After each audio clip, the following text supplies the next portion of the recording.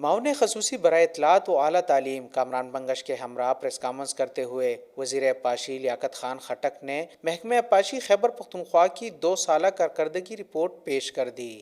وزیر آبپاشی کا کہنا تھا کہ سال 2019-20 کے 176 جاری اور نئی اسکیموں کے لیے بجٹ 5.94 سے بڑھا کر 8.422 ارب روپے کر دی گئی۔ سال 2018-19 کے دوران مجموعی طور پر 44 اسکیمیں مکمل ہو چکی ہیں، جبکہ 4 بڑے ڈیم تیار کیے گئے۔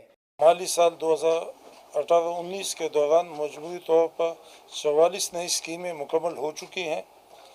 سال 2019-20 164 نمبر اسکیموں کے لیے صوبائی حکومت نے ترقیاتی بجٹ کو 9.5 ارب روپے سے بڑھا کر 10.614 ارب روپے کر دیا ہے، جبکہ ضم شدہ علاقوں کی 62 اسکیموں کے لیے 1.634 ارب روپے مختص کی گئی ہے۔